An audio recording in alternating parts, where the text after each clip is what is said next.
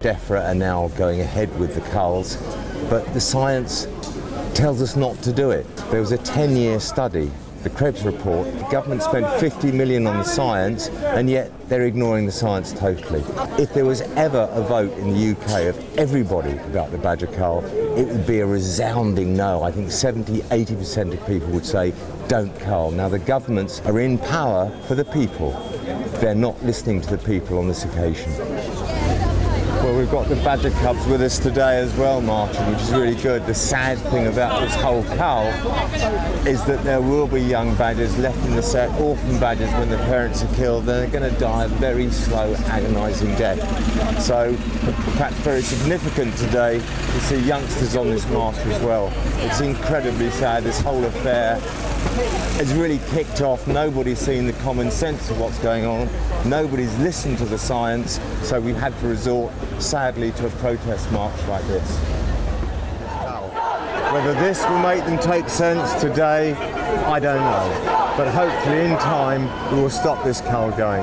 But to be honest, the leading light behind this entire march and the effort that's been put into it is Brian May. He's done so much to help the badgers, and he will never give up trying.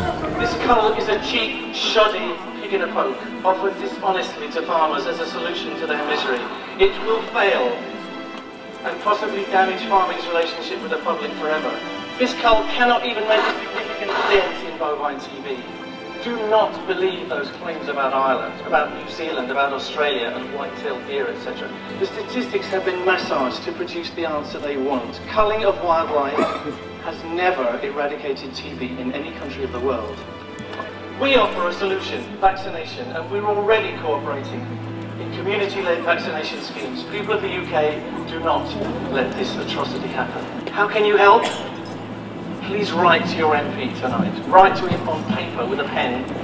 Tell him that you require him or her to have the courage to vote against this hideous, wasteful, cruel and morally bereft cull.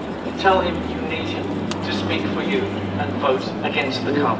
It now emerges that this cull will cost the taxpayer more than it will save it. So the last evidence, the last reason for culling is gone.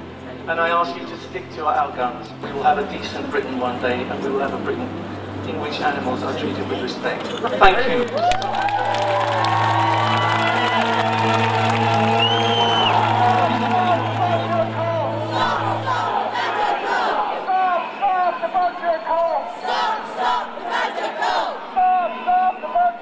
Do you think that this new debate on Wednesday will sort of get us anywhere further? It could bring some more MPs to get off the fence and really think, oh yes, this is a bad thing for us.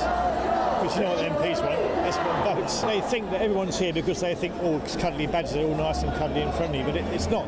It's because the science is against what they want to do. It is insane, isn't it, the whole thing? Yeah. Where has common sense gone?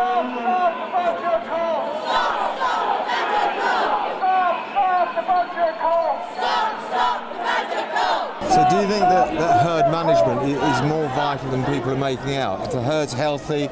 Yes, absolutely. I've managed one of the highest yielding dairy herds in the world and one of the highest yielding dairy herds in this country.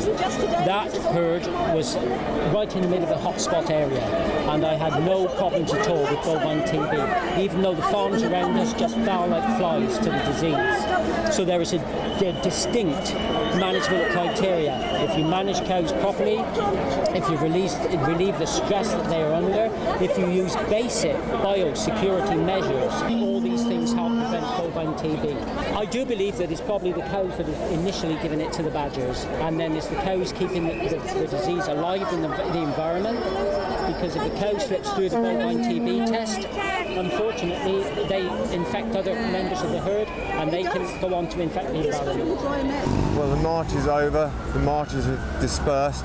My first ever protest march. It was quite scary actually, but to sense and hear the passion of all the people on that march did give you encouragement. It did give me encouragement. It's a shame it had to happen, and hopefully people will start to take notice of it. The debate on Wednesday might just take us a little bit further towards a satisfactory conclusion. But still loads of people around. It's very busy, and I'm going home.